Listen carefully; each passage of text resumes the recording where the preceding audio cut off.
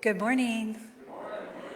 Thank you for coming to this special service. We have a wonderful guest speaker for you that will inspire you in so many new ways that are unexpected.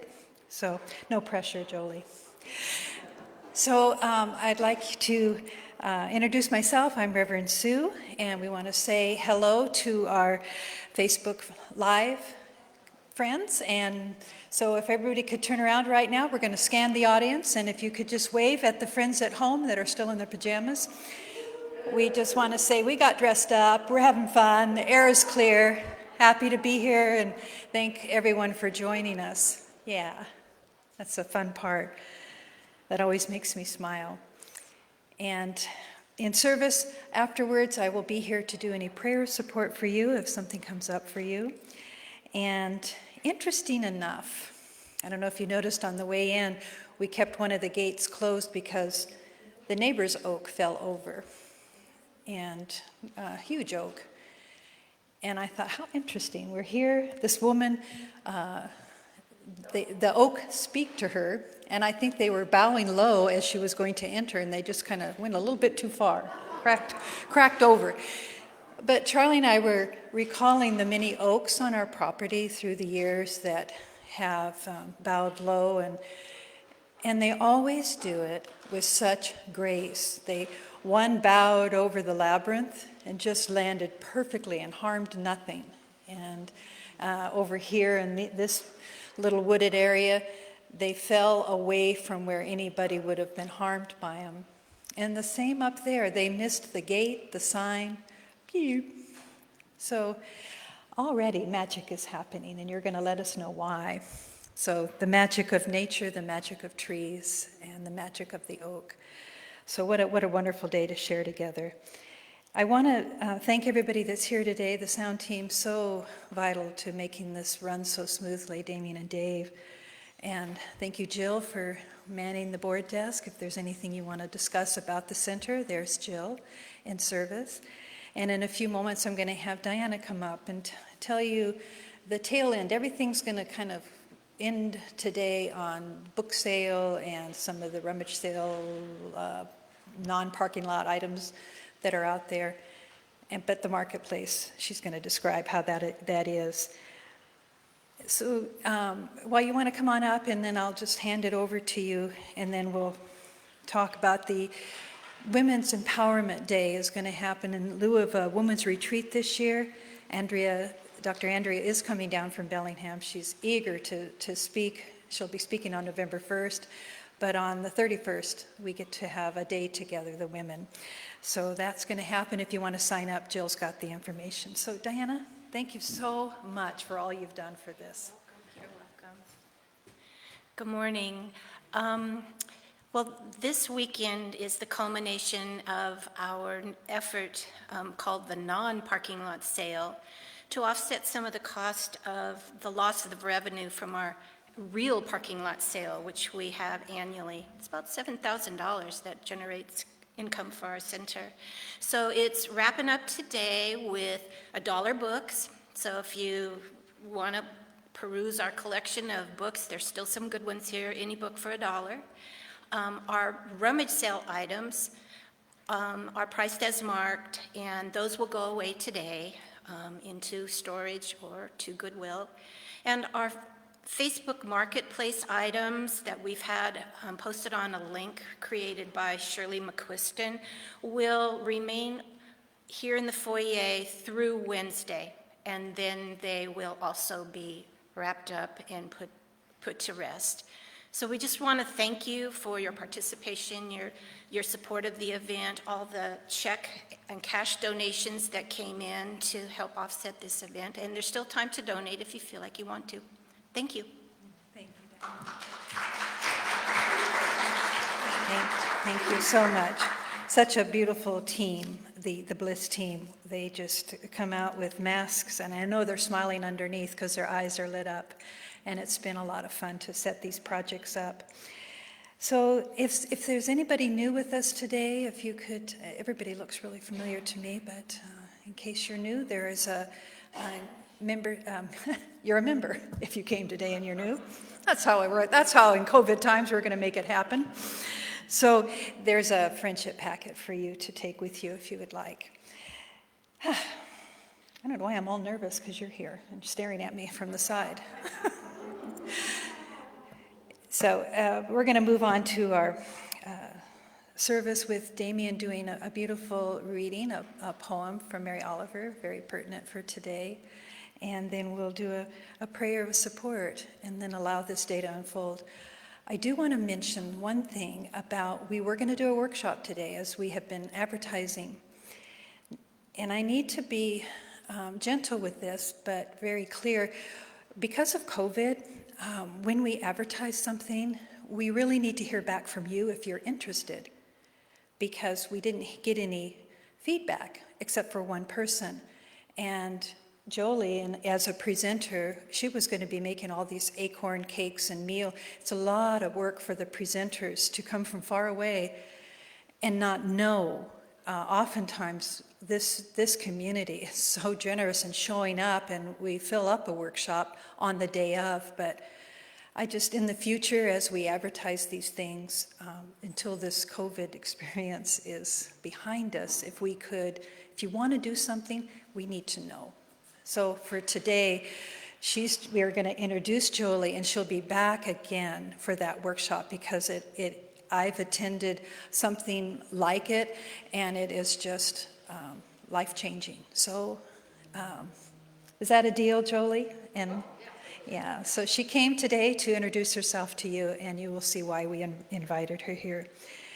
All right, so with that, Damien, would you please come forward and share? Thank you.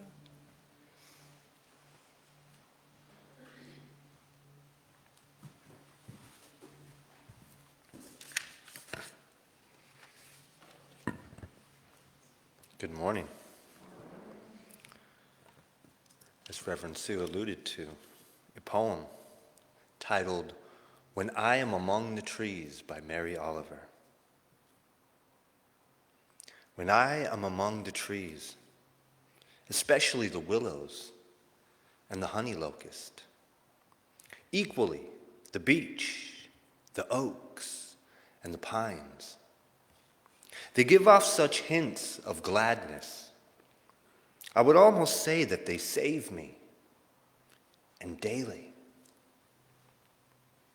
I'm so much distant from the hope of myself, in which I have goodness and discernment, and never hurry through the world, but walk slowly and bow often. Around me, the trees stir in their leaves and call out, "Stay a while." The light flows from their branches, and they call again. It's simple, they say. And you too have come into the world to do this, to go easy, to be filled with light, and to shine.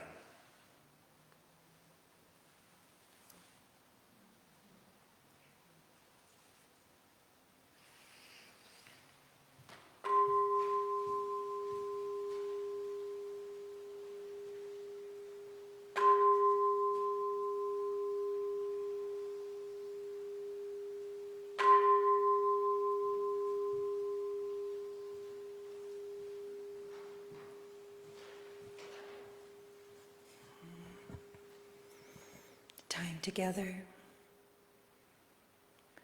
Time to join in consciousness into that deep place of love. As we settle in to the self, we recognize the refuge here. We turn away from the world. We don't leave it out of our heart, but we turn away for a few moments of stillness, and we find love. And as we settle into that mystery of the heart, where this love blossoms and begins to overflow, when we awaken from these moments together, and we look out into the world again, we are renewed and restored, and we see more clearly that we are one with everything. And today we are reminded our oneness with nature, with the trees, with that great mystery. And so we celebrate the wind today as it clears the skies. And we recognize that rain is on its way. And we celebrate. And so we give thanks for our speaker today as she allows us to tap into a deeper understanding of this mystery, of this wisdom, especially of the great oak. And her being here blesses our land in such a sacred way, and we give thanks. So I release this prayer knowing that we are better for showing up, for being here, for taking the time to be still and to listen and to let go. Thank you, God. And together we say, and so it is. So I am eager to introduce you to Jolie Elan. She is am I saying this right? I almost said it right. Ethnobotanist? Yes, an ethnobotanist. And she developed the Go Wild Institute that you can find online, has fascinating information and inspiration. And Charlie and I listened to her in Bioneers last year, and she won my heart over.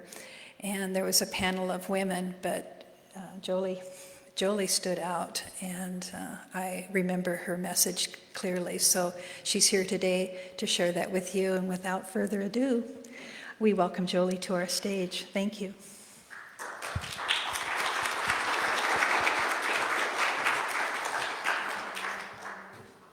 Thank you so much.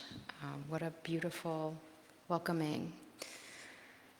Oh, so maybe we can start by just getting grounded in this space a little more. So I'm going off script a little bit, so we'll see how that goes. So can feel your bottoms in your seats and feel your feet on the floor and start to take some breaths and sort of pay attention to your breath. Maybe you feel a sensation right above your lip where you're breathing in and out of your nostrils, or maybe you feel the sensation of your chest moving in and out with your breath. And after a while, you might realize that you don't really have to do anything to breathe. It's like life is breathing you, just like it's breathing the person next to you and breathing the fish in the oceans and breathing these trees as they move through the wind. And the trees take in what we breathe out. They take in our carbon, and they pull precious water up through their trunks into their solar paneled leaves, and they mix our exhales and exhausts with water and sunshine. And with that sunshine, they make sugar, right? They make sugar, and sugar is the currency of our universe. Everything in the world wants that sweetness. Right? We say that our world runs on gold or money, but no, it's sweetness. Every living creature wants that sweetness. And we are connected into that web of life that is spun in sweetness just by breathing. We are breathing with these trees. We are inspiring what they are respiring. We're conspiring.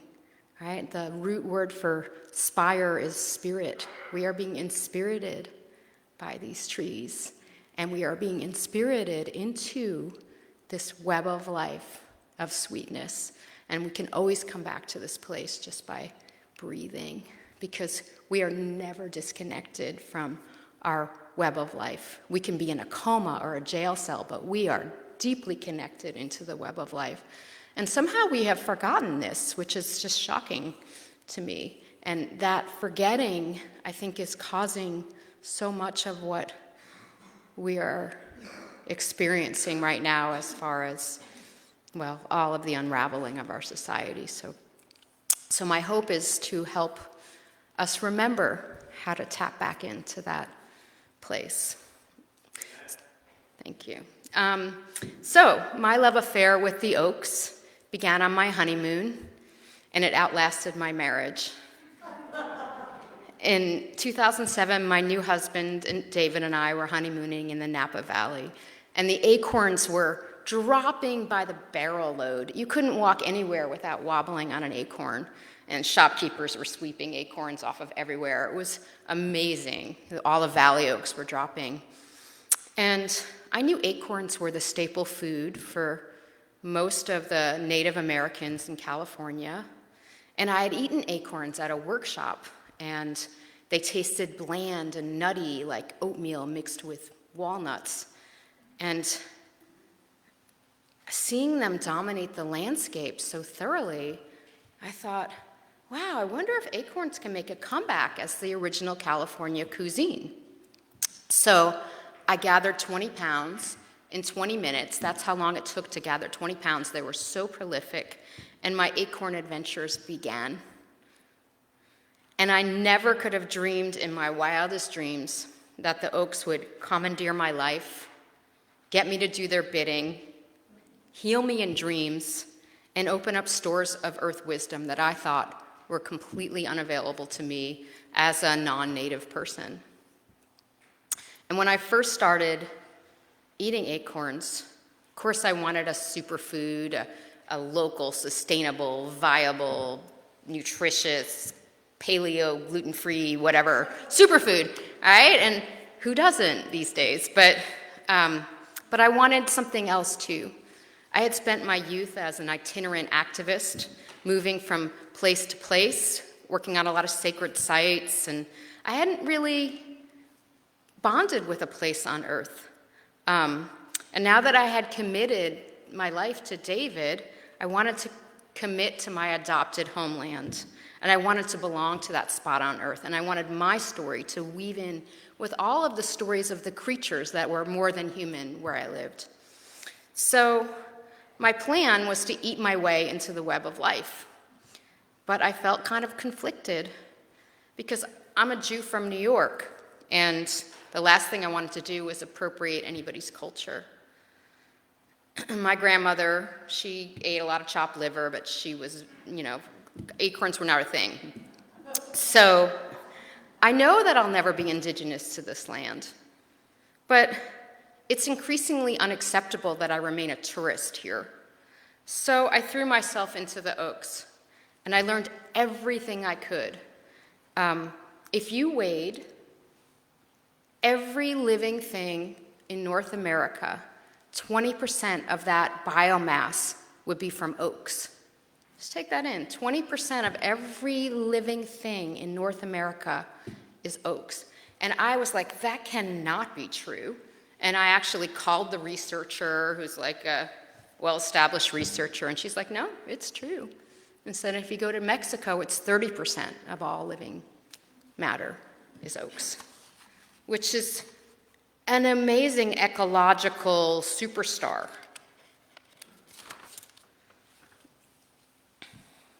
So oaks are major players in global ecology. They grow in a band around the world. They grow in North and Central America, Europe, Middle East, North Africa, and Asia. And before the advent of agriculture, most peoples in these places around the globe were eating acorns and honoring the oaks. And maybe your ancestors ate acorns too, right? How many people have ancestry from Ireland? Raise your hand. All right. Irish love the oaks. How about England? All right. Russia, Korea, Japan. People still eat acorns in Korea, actually. It's just part of their regular diet. So people all over the world ate acorns. And 2,000 years ago, Pliny the Elder, who was a Roman naturalist in general, said, "Acorns constitute the wealth of many races." And the reason that they're the wealth of many races is because they're incredibly nutritious. Eating just 10 ounces of acorns will give you your daily supply of carbs and fats and a third of your protein. So the 20 pounds that I gathered with David, that took me 20 minutes, would have been almost a month's supply of my major staple. 20 minutes. So oak trees are also not only nutritious, but they're off the charts abundant. One valley oak tree can drop about 500 pounds of acorns in a year. 500 pounds of acorns. So if you think about it, right, if you eat maybe a pound of acorns, I'm rounding up, pound of acorns a day, you need about 365 pounds of acorns for a year. You could get that off of one tree, and you could do it in a very short period of time. So it's a pretty decadent lifestyle. You don't have to work that hard if you live among the oaks. So our Great Central Valley of California used to be a massive oak ecosystem, huge. The acorn crop was estimated to be in the billions of pounds. And the oaks are, if they were solely interested in reproduction, they would be more frugal, but they're not. They are incredibly generous, and they support an entire community of life.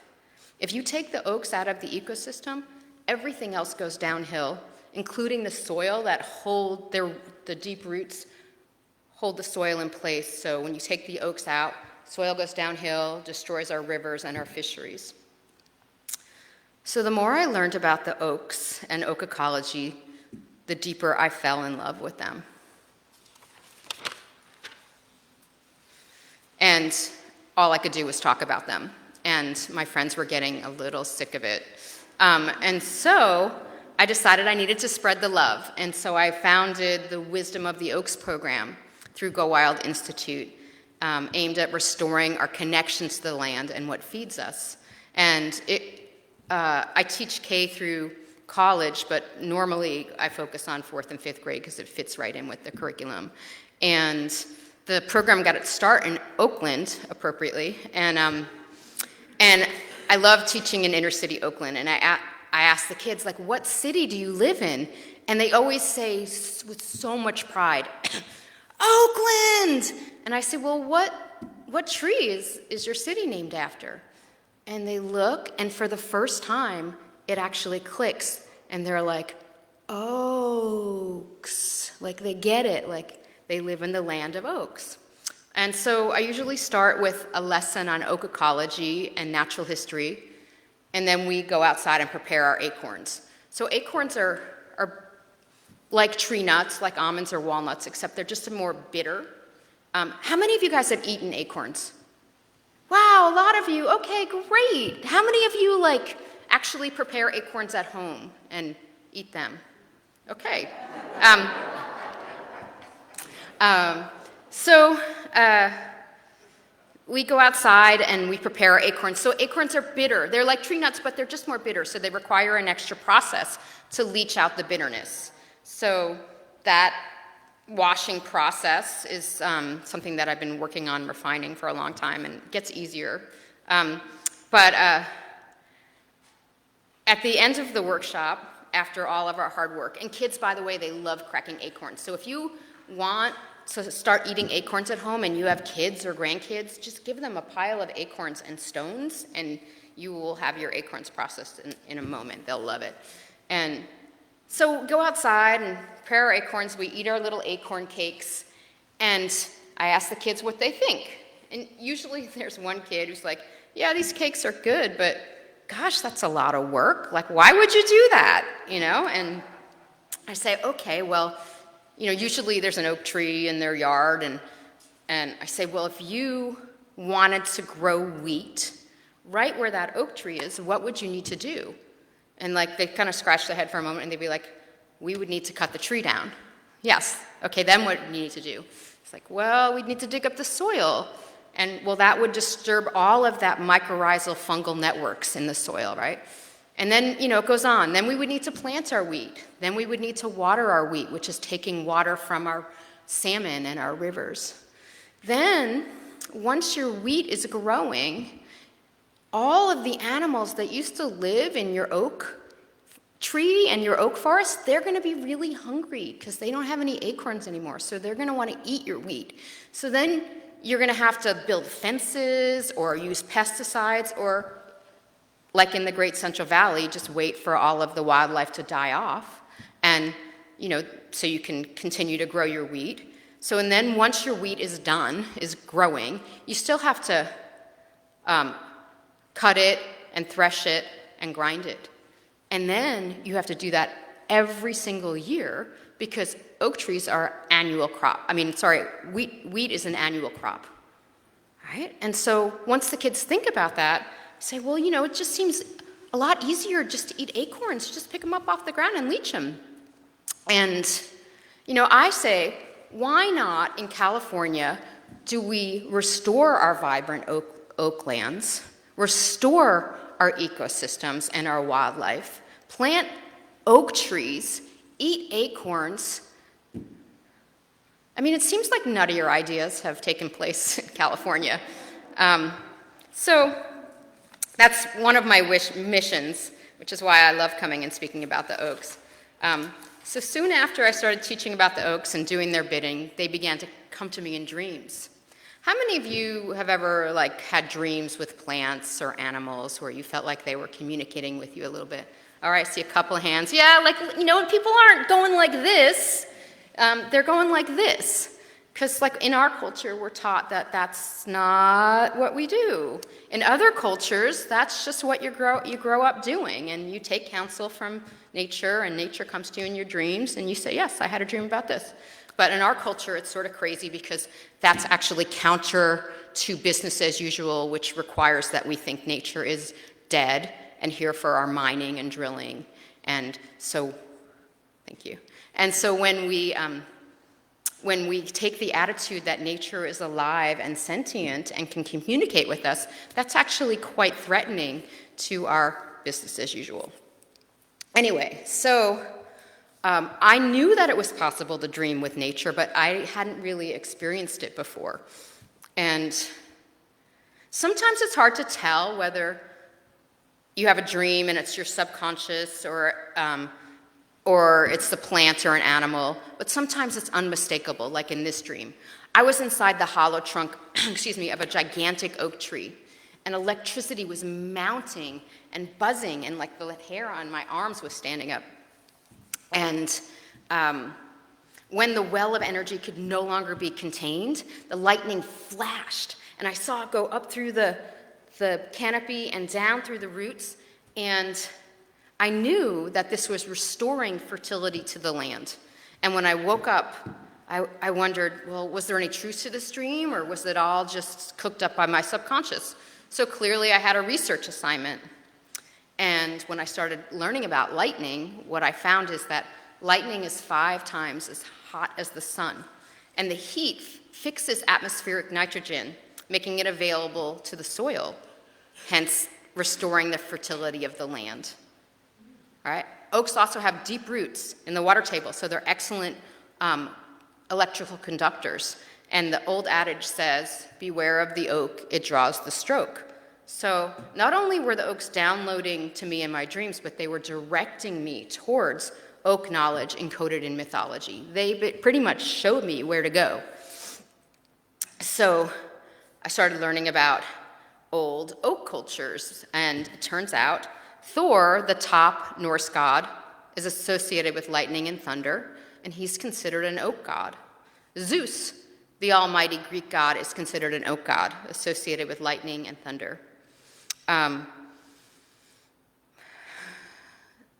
the Greek oracle of Didonia in Greece, right, priestesses used to interpret the words of Zeus through the rustling leaves of the oak. And the word druid is derived from diru, which means oak, and wid, to know. So the Celtic priests were the ones who knew the oaks. So the Druids, the Zeus and Thor, they're kind of foreign to me, but interesting. But oaks play a pivotal role in my Jewish mythology. Abraham, the father of the Jews, first saw what became the Jewish God underneath an oak tree, the oak of Morah, teacher tree. And it was not just some random tree, it was an oracle tree where ancient peoples went to the trees for wisdom and healing. And this moment at the tree was the very beginning of Judaism and Christianity and Islam, at an oak tree. Throughout history, oaks have served as portals to the divine, which kind of blew me away, that I'm just like, wow, I dreamt that, and then I learned all this, and here I am talking to you, and it's totally about the oaks getting their wisdom out to the world. 7 years into my acorn adventures and my marriage, David and I separated. We had a lot of fights, and it was just a crappy marriage. And I was also struggling to recover from childhood trauma, and it was taking everything that I had.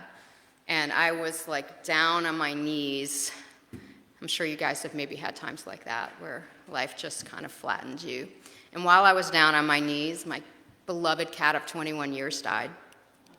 And I remember looking at my altar, and I had a picture of my cat and my wedding ring just sitting there, and I just thought, oh my God, I can't take this. I'm gonna break. And I couldn't find the ground under my feet, and I was just having a dark time. So, wow, I didn't expect to get all emotional.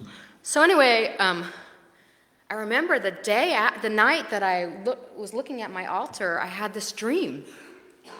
And in my dream, I was 6 years old, and I had to have all of my limbs amputated.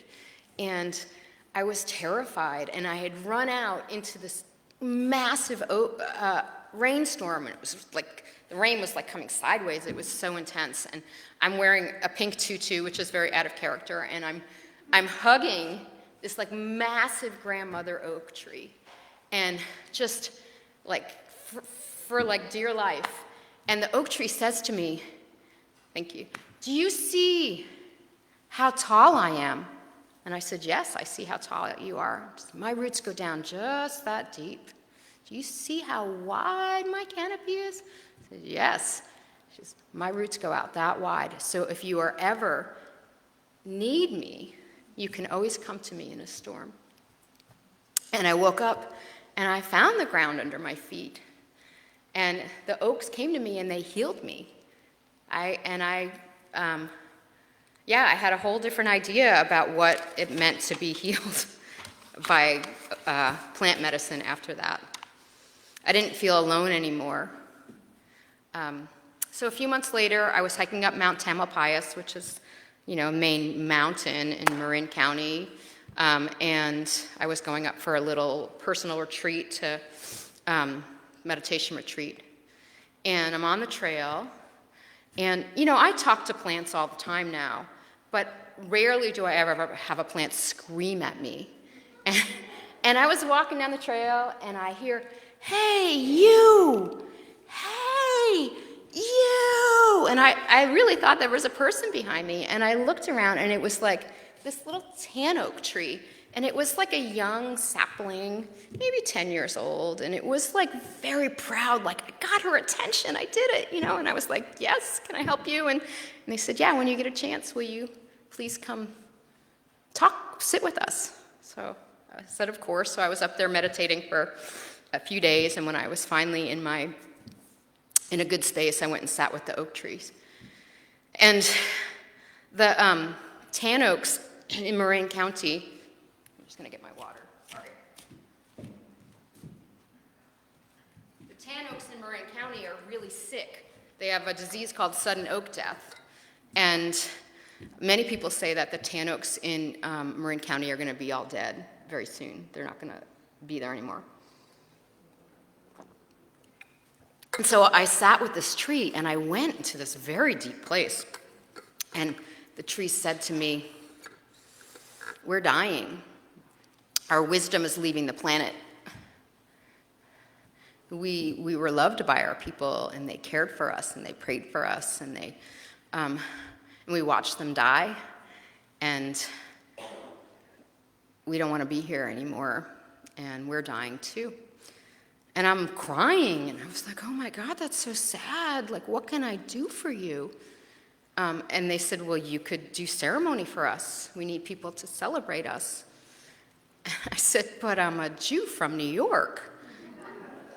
And they said, yeah, we're not happy about that either, but you're what we got, because you're listening. And so for the last 6 years, I've been doing ceremony for the oak trees on Mount Tam.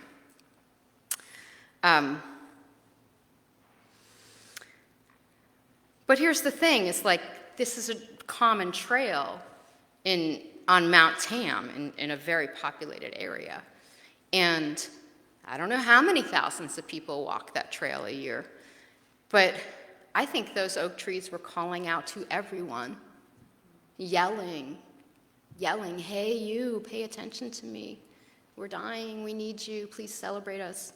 And, but most of us aren't listening. And nature wants us to listen. And I find that the best way to listen is to allow yourself to fall madly in love with nature, to allow an acorn to enchant you, to allow yourself to get lost in the geese flying south, to allow whatever is calling you in nature to light your heart up. Like, that's the language of nature. It's the language of love. It's allowing you to connect to the web of life through your heart. And so many of us are feeling such despair right now as we watch the unraveling of our times. So we watch the fires and climate change and this pandemic and hatred and intolerance. And we ask, what can I do? What can I do? And really, when we ask that question, it's kind of small, because that I is so small, right? It's not really about what I can do. It's about how do I tap into a greater wisdom, the greater intelligence of our sentient, sacred Mother Earth. And from that place, it's not about I, it's about the earth healing herself. And I think we really need that right now. So may we all be able to tap into that greater intelligence of nature and become part of a power that is greater than ourselves, and be guided to what we can do to be part of that healing and be part of the great turning of our times. So thank you, everybody.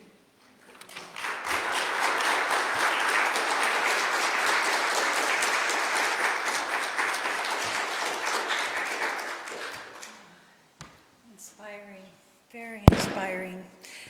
Thank you. That was a little piece of lightning that came through me into my... Yeah. How do you guys feel? Inspired? Go hug a tree? Yeah. Yeah, the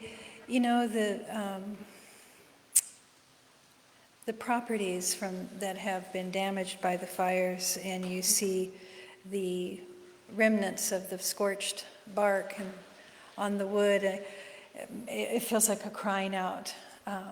But then you see some green try to grow, like, I will return again, and it's pretty impressive. So I think I just want to give you my deep gratitude to give us a new setting point, a new perspective. So I just value your heart and your way and your wisdom. So thank you for joining us today, and I hope you return and we can practice the rituals that you have, learned to be able to communicate, and to how to make that acorn meal that'll make us vibrant, skinny, not depressed ever, I know, all those things that every vitamin pill says it's going to do. It comes from the acorn. So let's take a moment to feel the blessing of Jolie as we take in the wisdom of the oak spoken through her, to remember the power of this vast network of Mother Nature, reaching out, always saying, I am here, reach back into me.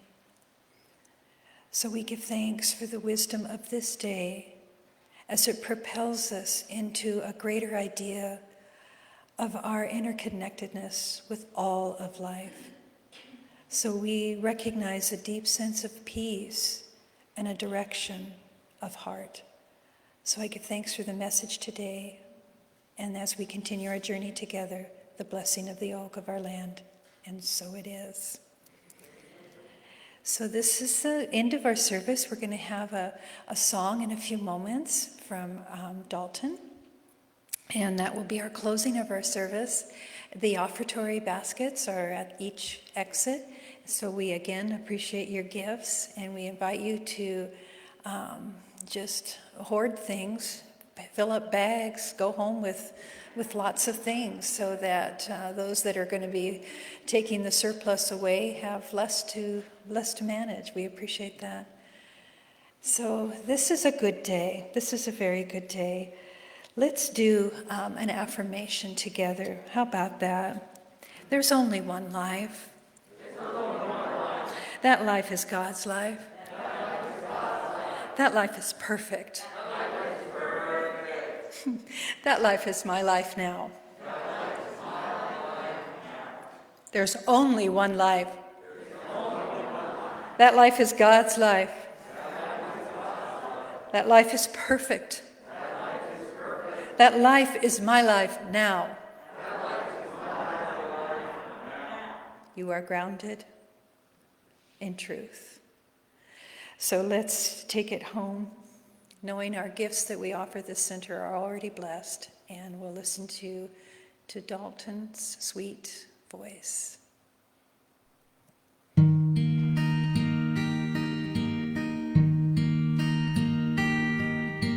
Holy Spirit, come unto me.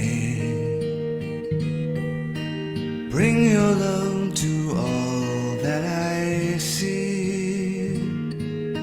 Shower me with love and blessings from above. May I see your radiant face in everyone and every place. Loving presence, voice from within. Show to me the place to begin. In my darkest hour, may I recognize your power and feel your grace as I begin again. God, work through me. God, renew me. Be my strength when I forget just who I am. And Father, fill my every moment with you. Bring your love to all that I do. May I always hear the voice that keeps you near. And may your precious love be ever new. May I always hear the voice that keeps you near. And may your precious love be ever new. Amen.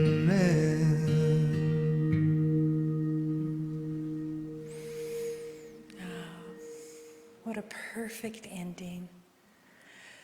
Thank you. If you're watching, Dalton, thank you. So this is the close of our service, and if you want to know more about Jolie's work, you can talk to her at a social distance.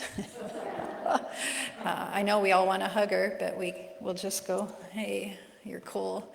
Just bump her with your elbow. But Go Wild Institute, is easy access on the web. So that's a wonderful way to follow all the different things that we can do for nature and follow her wisdoms. And she will be back. So have a blessed day and remember the trees that you see along your way and give thanks to the oak that fell and just bow to it as you leave. Thank you, everyone. Yeah, there's going to be acorns, yeah. So I thank you, everyone. Have a good day.